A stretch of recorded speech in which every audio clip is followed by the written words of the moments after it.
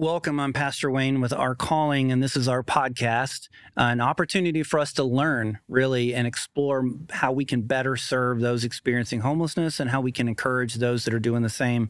On today's episode, I am interviewing a longtime friend of mine, Lee Jaggers, who has a PhD in counseling and has been ministering as a counselor to those who minister. He's been ministering to pastors and ministers for years, for over 40 years, and we're going to be talking about why those that serve people experiencing homelessness need counseling, why they need support, why they need help, and why sometimes they don't look for it.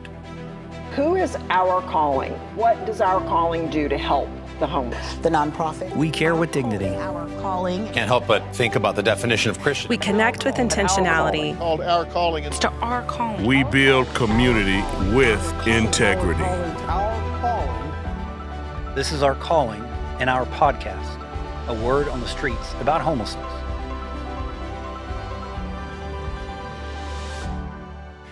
Well, welcome to our podcast, OurCalling's opportunity to learn and explore more about how we serve and who we serve and how to help those individuals that work beside us serve those that are experiencing homelessness. Today, I want to talk about counseling, specifically counseling and care from a mental health care perspective for those that are doing the work. In this space, we often think about those individuals that come to our doors or we meet under bridges that are in crisis, that have needs. But as the caretaker, as the minister, as the pastor, as the person even serving sandwiches under a bridge, you get exposed to things and you have challenges in your own life. And so that you find at some point you need a counselor. Lee, I met you over 20 years ago on the campus of Dallas Theological Seminary. You were a counselor then to students. You counseled me and others of my peers.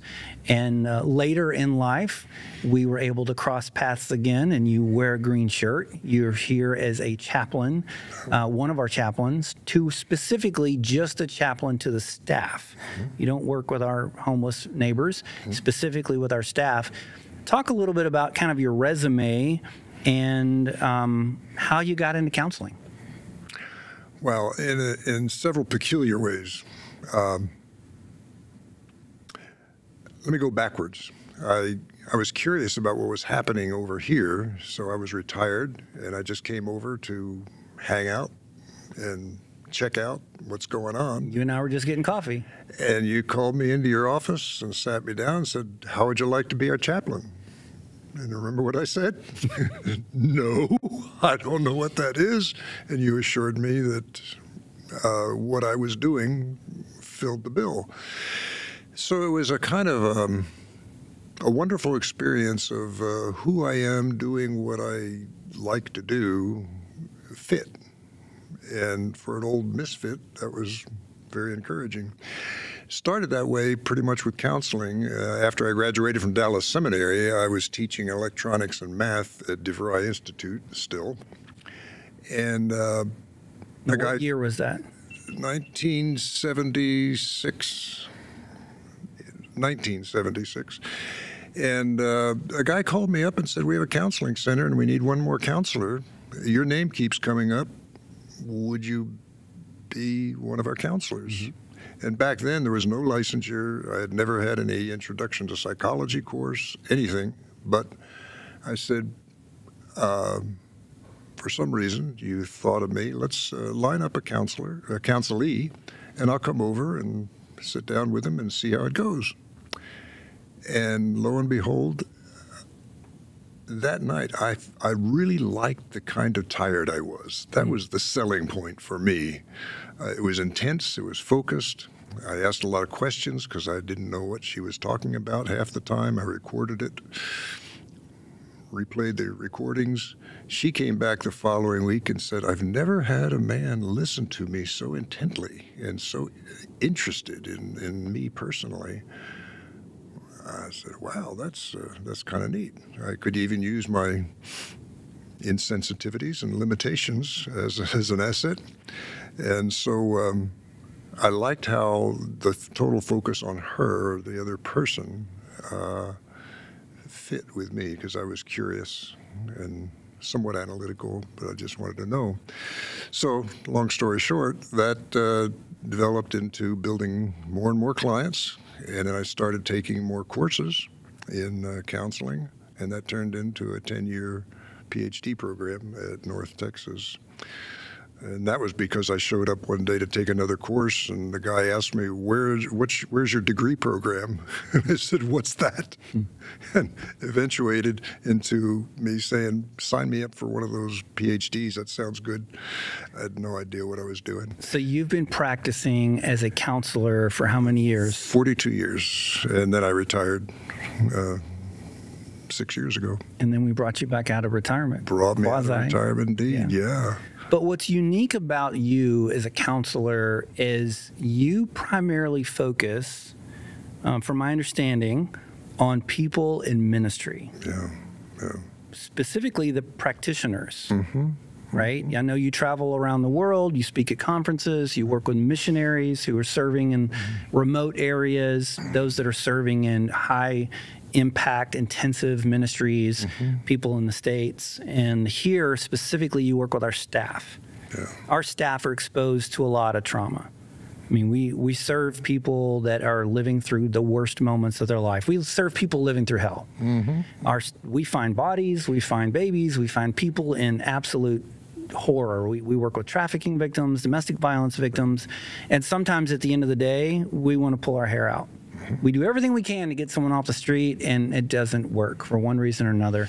We serve someone that then turns around and relapses, right? We invest in someone that just hits the self-destruct button, right? Or we serve someone that gets murdered, and we serve people that get assaulted.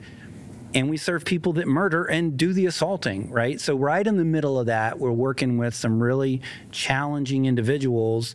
And so much in ministry is focused on those individuals' needs, which are important and are a priority, but the caretaker has to be healthy as well.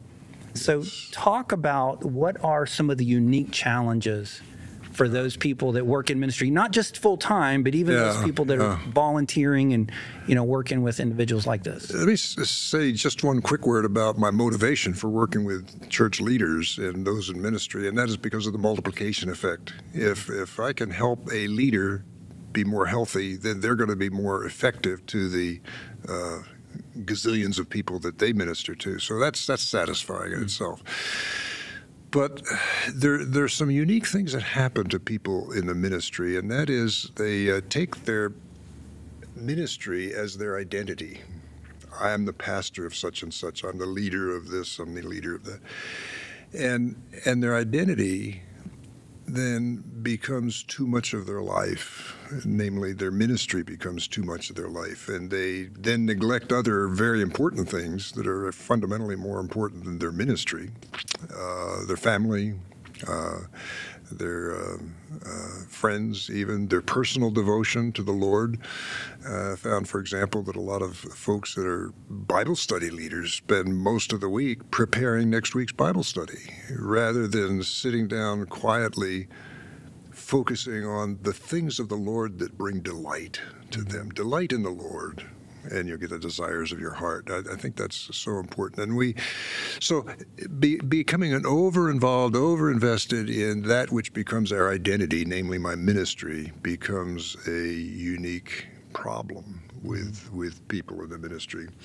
The other thing that happens, I think, is that people in the ministry get over-invested in the image that they're projecting, particularly if they're visible a lot.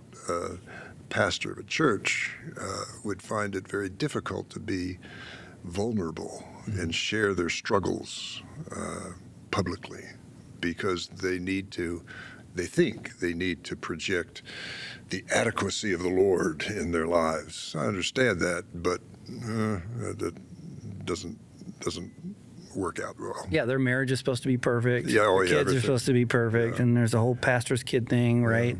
Yeah. And I've tried to go to my own pastors in several different churches with some of my own struggles, and what I get back is, well, we haven't particularly experienced that in our own family, but I'll pray for you. Oh, thanks a lot. First of all, my struggles are unique to me. They're not unique to a highly spiritual person. And you're going to pray for me. That's good, but I was hoping for more. I love what you said about how our identity is kind of wrapped in the work that we do. And so, this guy is, specifically in this space, working with the homeless community, this guy's leading a shelter. This guy is a pastor on the streets. This guy runs a street church. This guy is the sandwich guy. Or this woman is the woman that shows up every Friday night and delivers all that food under that bridge. That identity gets so wrapped up into what they do. I love that. Where often that identity kind of takes over. Yeah, and another way it takes over is an overemphasized emphasis on the outcome rather than the process. We need to have a church of so many people. We need to have a street ministry of so many salvations, and then the numbers become more important than they ought to be. And so there's all sorts of dangers that come when we overemphasize the outcome. Then pretty soon the methodology doesn't come under scrutiny. Anything that will accomplish that end will be fine, but it's not. I think if we focus on the integrity of the process, the Lord will take care of the product. That's so important. I love the way you say that, because I think there's a certain kind of spiritual trauma that happens to people in this space, especially, people that are focused on, their faith while they serve in this community. It kind of takes this identity that, if you were a better pastor, they'd turn out better. Yes. Right? You invested in that guy and then he relapsed. Mm-hmm. You invested in that individual and she committed suicide, right? If you were doing a better job, they would turn out better. And so your identity is almost wrapped up into their success. Exactly. And then your identity is destroyed when there's a failure. And in this community, there's a lot of hurt and a lot of pain. Too much of life is tied up in winning. I got to get the W. And the outcome has to be marvelous and attractive to everybody around me. I can't struggle. I have no patience with failure because there's no room for failure in the work of the Lord. And, well, I'm not sure that's the case. I think some of our greatest gains and our greatest growth comes from when we have failed at something and we learn how to climb back up on the horse. Why do you think so many people in ministry don't go to counseling? That's a long list, but the big thing that I have heard feedback from many of them is they don't want to deal with emotions or anything subjective, particularly in my conservative branch of Christendom. The Word of God is enough for me. Mm-hmm. And so they don't want anything subjective. One guy even said to me at the beginning, the first of our sessions, I won't go into any details, but he said, emotions will fool you, and they will make a fool out of you. So we're just going to follow the Word of God here in our counseling, and we're not going to get into any emotions. So I concluded on day one that we would see the routine 3 sessions and call it quits. Yeah, because that's not a good start. But that's a big part of the resistance. A lot of other reasons too. Counseling can be expensive, and that's legitimate. A lot of counseling is expensive. For good reasons and not so good reasons. And it can go from $100 to $250 an hour. Right? Yeah. It's much more than even seeing a regular doctor often. Oh, yes, absolutely. Yeah. And also there are a lot of counselors that don't treat it like a ministry or a profession. They might be part-time. They want to come maybe 3 half-days a week, and they learn one technique, and they apply that one technique to everybody. And techniques don't heal anybody. People heal. The Lord heals. And so a lot of folks rightly pick up on that and say, I don't want to be techniqued. I want to have a relationship of a wise person who can connect with me and understand me. You know, I've had numerous counselors over the years, some that I highly respect and I love them dearly, and I think they're super wise counsel, and some that I question, why are you in counseling? You know, you do this same technique. I'm not getting anything out of this. You're not getting anything out of this. I think it's kind of just wasting time. Yeah. But I love what you're talking about, the focus on the combination of faith and the function of counseling, right? And, you know, we can discuss nouthetic counseling, but, you know, for me, the psychology of how and the biology of how the human brain works and trauma we are exposed to as a child. I have a lot of childhood trauma in my story, and unpacking that and learning how my family of origin and, you know, all these other things impact who we are. Yeah, well, you just triggered something major in my mind, and that is unpacked traumas from childhood. And they don't have to be capital T traumas. They can be small t traumas. My mother was a worrywart, and that traumatized me because I never developed the sense that she trusted me with anything. She would always worry about me. And so I grew up then with a hyper reactivity to anybody who worries about anything. Well, I quickly learned that that's not going to do me or anybody else any good. But yeah, unpacked traumas from childhood can either leave us hypersensitive to certain trigger issues, or if that package from childhood gets scabbed over, calloused over, it can lead to insensitivity to certain issues. And I see that a lot of times with people who have overcome certain problems, whether it's addictions or what have you. And then they go into ministry themselves, and they have no patience for people who have still struggled with addictions or what have you. And the sense is, listen, if I can overcome this, anybody can, you can, so you're just derelict, and they pretty soon they're, grow up, get with the program. I can do it, so you can do it. Well, it's not quite that easy. You know, I'm thinking of someone in particular right now that overcame some significant life challenges earlier on in life, and later told me, I can't stand to be around homeless people. And they told me that because they see this as, look, this is a problem. This is your problem. You should be able to get over it. Yep. And you're just unwilling, or you know, you're not going to go with the program. You're not going to put in the effort and, you know, pull up your bootstraps and go. And somebody asked me one time when I was talking to him about the homeless situation, why don't more of these people just get a job? Why don't they take advantage of the suggestions you have for them? And I said to them, repeated disappointment eradicates hope. It wears it away. If I've been disappointed 5 times, I can recover and try again.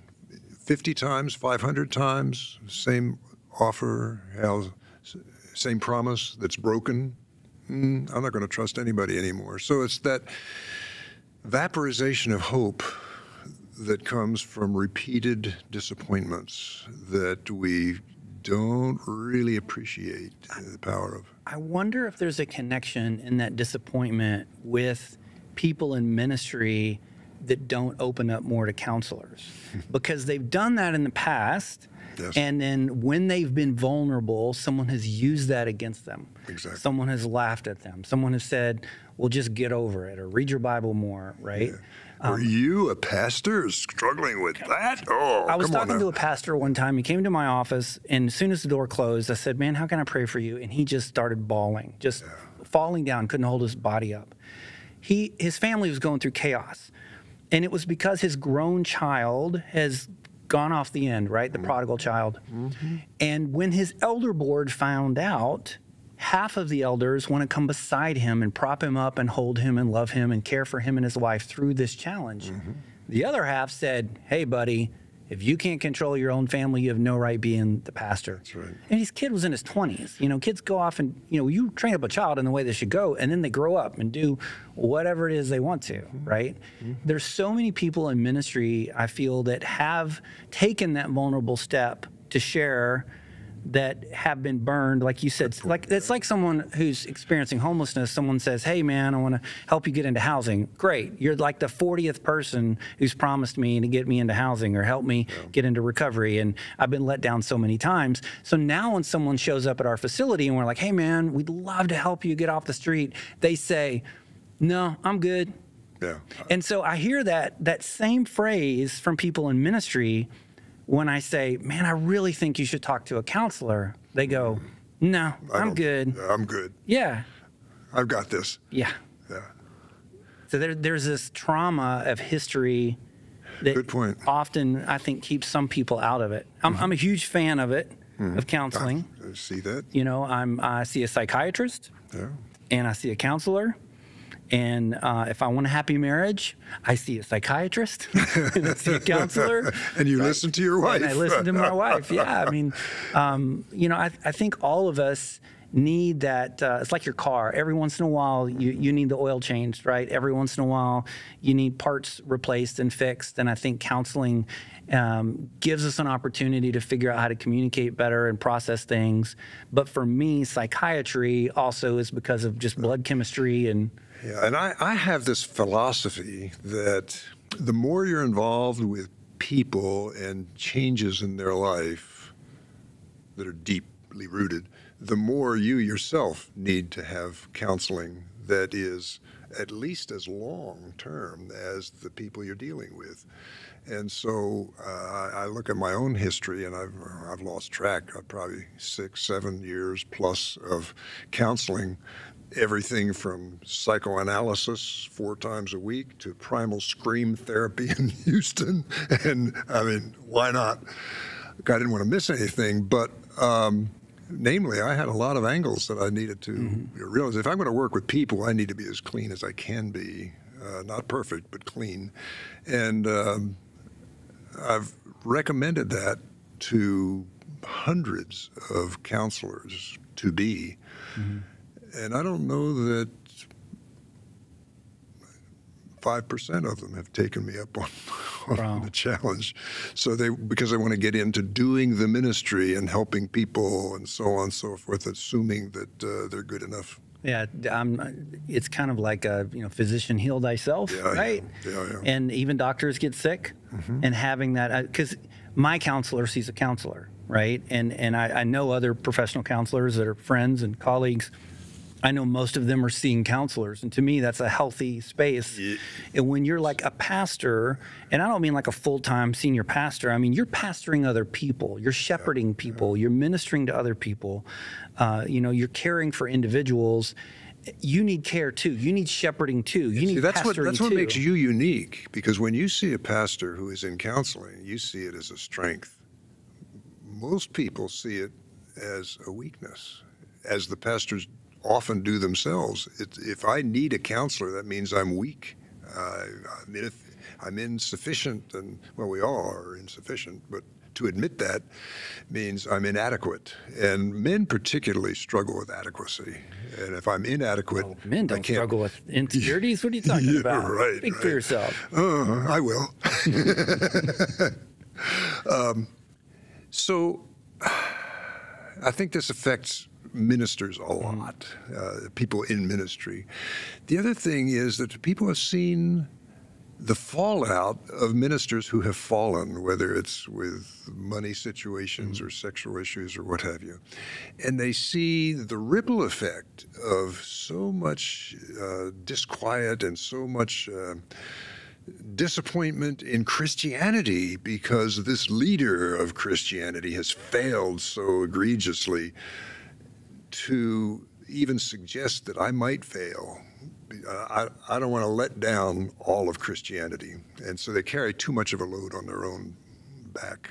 So the illustration I use is my glasses, right? My eyes they're just messed up. I was born this way. They got worse, call it whatever you may. I'd love for you to heal me. I've prayed for healing. I've paid people that have prayed for healing over me, lots of things. But so far, the Lord has chosen not to heal my eyes.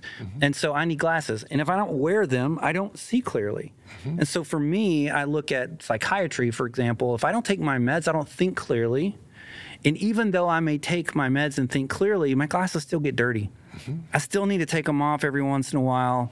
My wife will look at me, Carolyn will look at me and say, you got smudges all over your glasses, and I'm so close to it, I don't see the mess. That's it. But when I take it off and look at it, or I have someone else look at it like a counselor and say, you've got some smudges, you got some mess. Yeah. We're going to walk through, we're going to talk through, we're going to work through.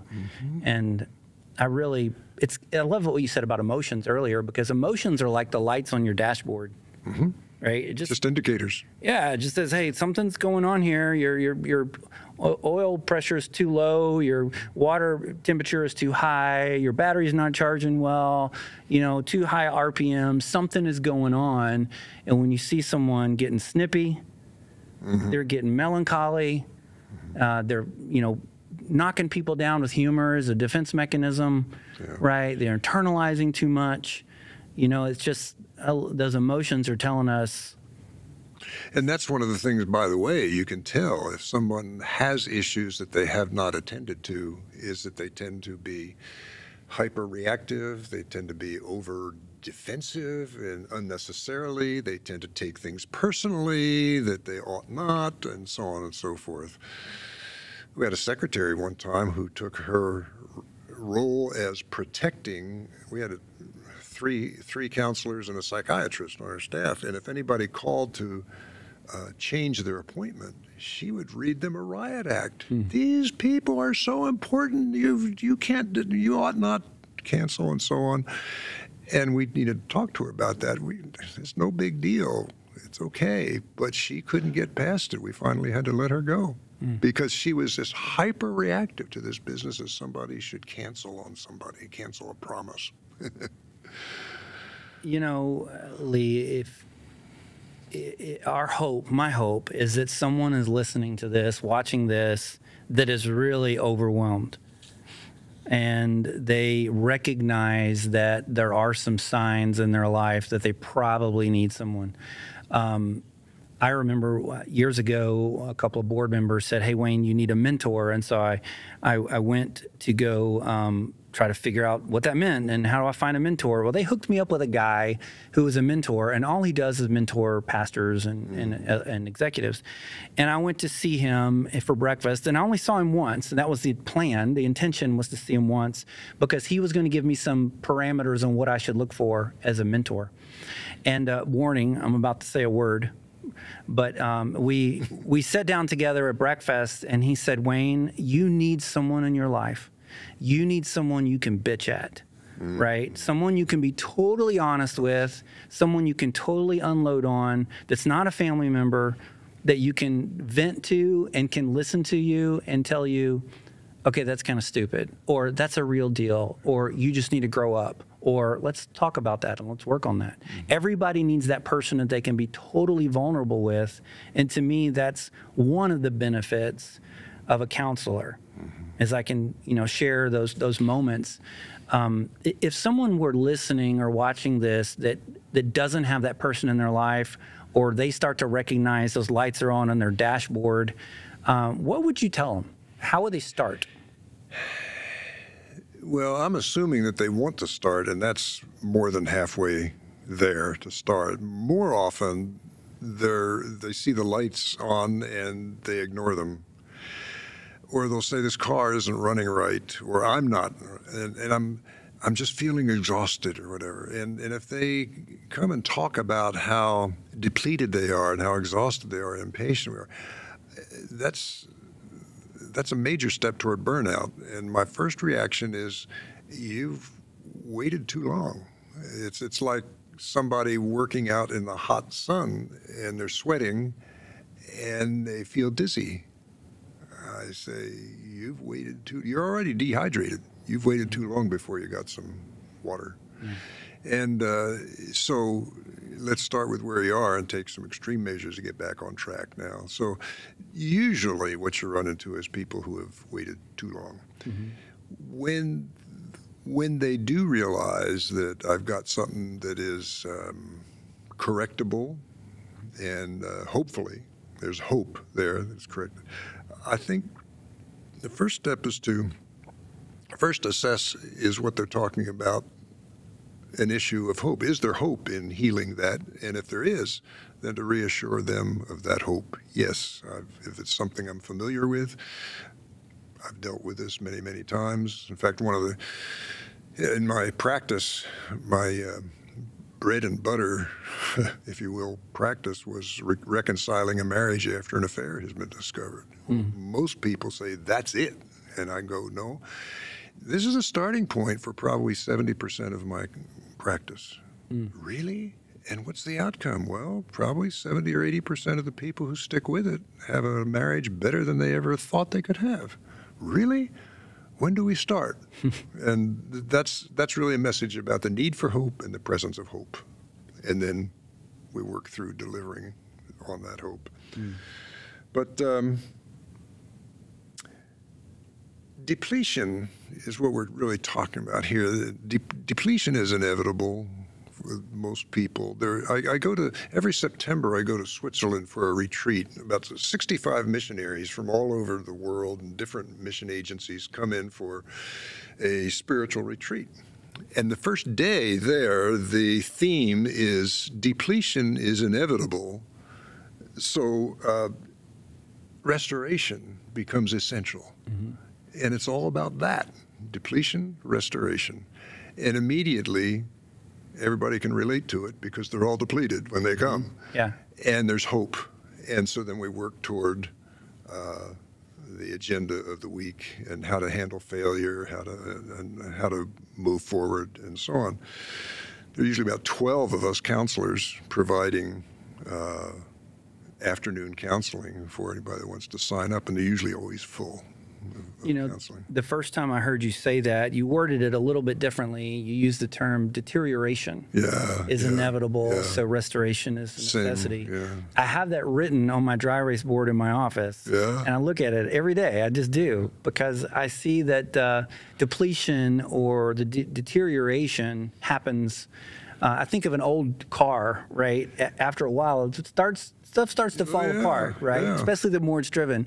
And people that are more driven in serving, wherever that is, right? If they're working in the nursery at church, right? Or working with a young woman working with teenage girls and youth, right? Or a woman who's leading a Bible study, or a guy that's doing a men's ministry, whatever it is, that deterioration, that depletion is unavoidable. It's unavoidable, and it's sneaky, because when you're working with people, you got to be focused on them, and you have no idea how draining that is to be constantly attuned to what is it that they're really saying now, and so on.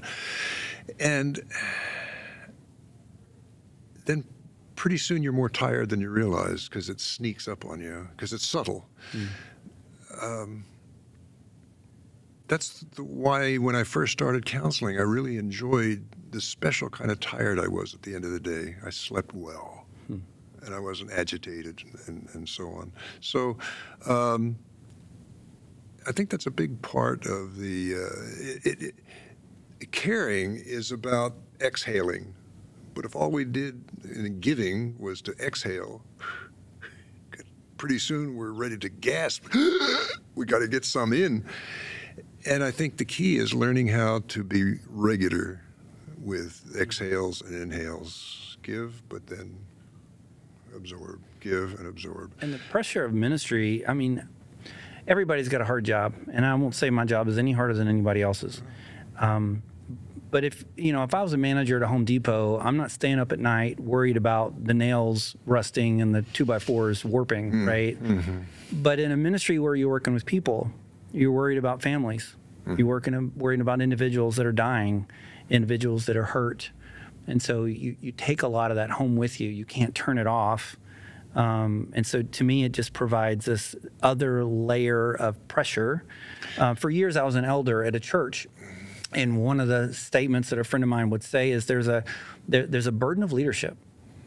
You know, there's a burden that comes with leadership when you see how the sausage is made and you see how broken people's lives are. There's a burden that you can never unsee. Yeah, there is a burden. And everybody in the ministry, people want to do an outstanding job. That's noteworthy. But how do you define an outstanding job? It's service and balance and so on. So Dallas Theological Seminary has online chapels. Mm-hmm. And for years and years and years, the number one most watched chapel message ever, it may still be, I don't know, but for years it was a message by Tommy Nelson where he didn't take his Bible and he stood up on the podium and he talked about his personal battle with depression. There you go. And he shared to the world, people that want to be pastors, people that are pastors, his personal experience of being and dealing with depression, and just kind of opened it up to vulnerability. Yeah, Tommy is my example of a guy who does that right. I used to be the area director for the Christian Association for Psychological Studies, CAPS, here in the Dallas area, around Dallas, and invited Tommy to come down to speak at one of our meetings.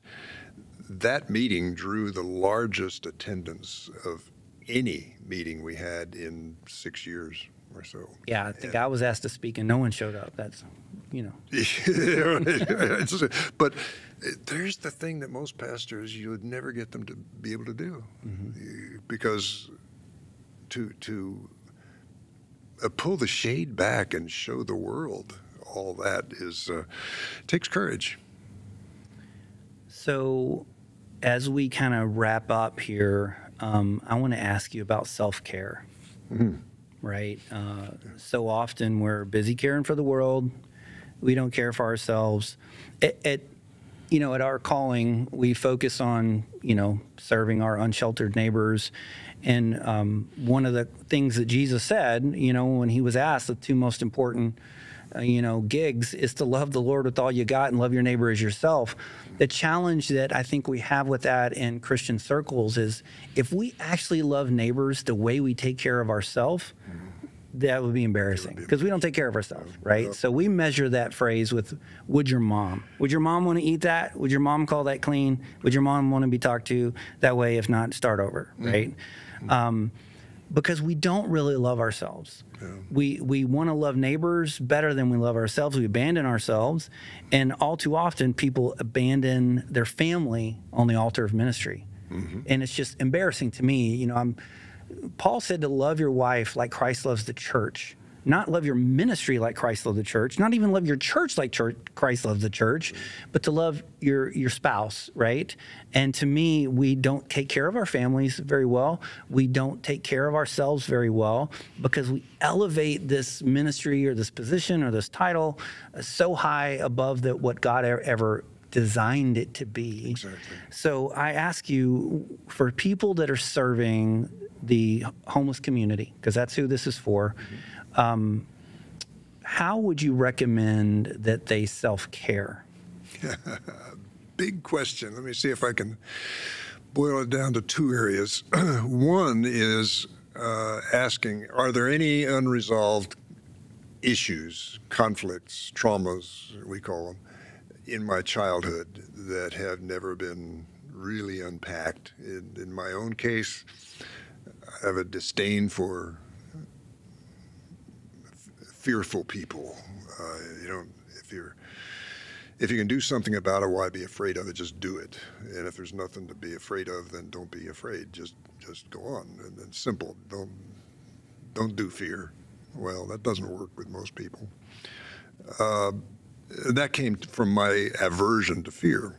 I also had an aversion to intimacy, which didn't work out well in my marriage because I married a Latin woman who's very feminine and loves and responds to sharing your struggles. That's what she could fall in love with, a guy who would share his struggles. And me, no, I don't have struggles. No, I'm a guy.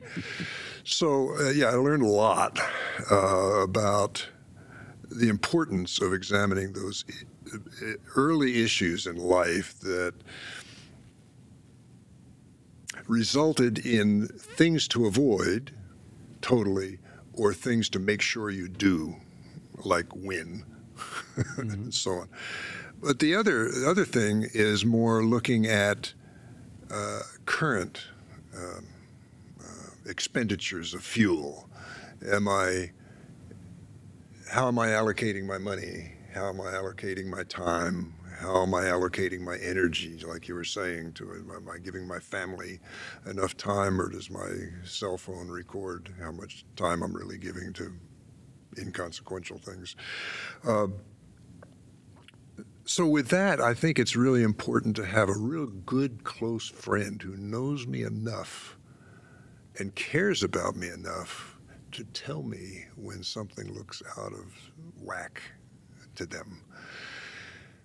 You know, I've noticed that you're praiseworthy. You travel and you give all this to the ministry and blah, blah, blah. And I may be off, but I'm a little worried. How much time are you spending with your wife? And if I were to ask your wife and family how they feel about all these other things you're doing, what would they say? And it made me think, years ago, early on some of my travels, my daughter said to me, strong Christian, but she said, Daddy, I don't give a damn where you're traveling to all over the world.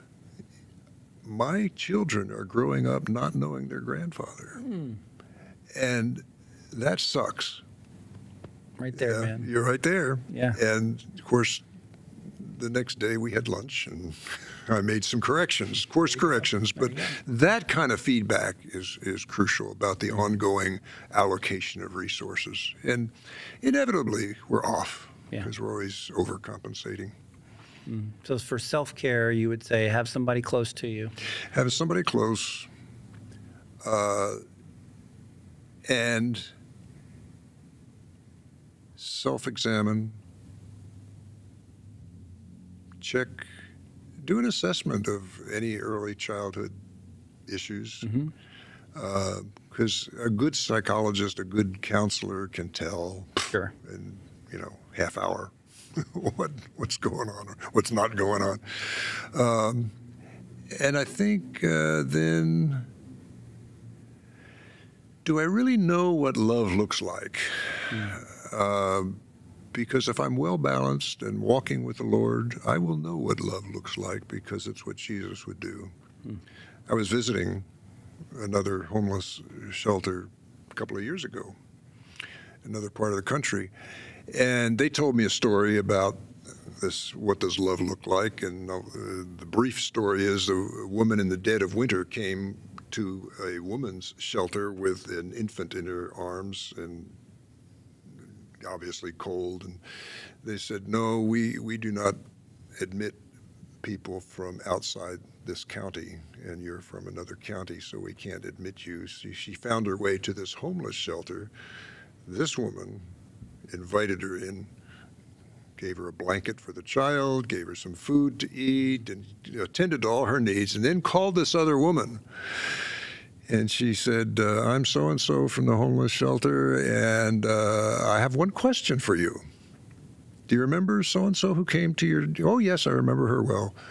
My question to you is, what does love look like? You know what rules look like. I don't think you know what love looks like, because love sometimes transcends rules, whether it's a rule for the Sabbath or whatever the rule is. Rules can get us into trouble if it blocks the flexibility and the adaptability of love. So I'm going to repeat what you said. Evaluate childhood trauma, find someone really close, and then just kind of evaluate what does love look like in your life. Yeah. Awesome. Yeah, that'll cover a lot of ground. Well, thanks for your time today. I appreciate it. This has been fascinating to me because you have been such a support to me personally for years and to our staff. Lee is one of 2 chaplains that we have on staff here. And I really wanted to get this recording in because Lee is retiring from OurCalling permanently. and will eventually take off a green shirt and be just a grandpa, right? Just be a grandpa. And a husband and a father, yeah. and really just enjoy life. Yeah. So congratulations, and thank you for your service to the kingdom. Well, thanks for your kind words, and I've got to say, too, how much you have meant to me as a leader, which I don't think I am, but what a leader, what an encourager, what a visionary, and what a motivator of people to keep the end purpose, the goals. Why are we here? Every time you talk about the why behind that drives what we do, and not just what we do. And that's what makes the difference. Because the why taps into motive, and you're a motivator. I appreciate that. Well, thank you, Lee. Bet.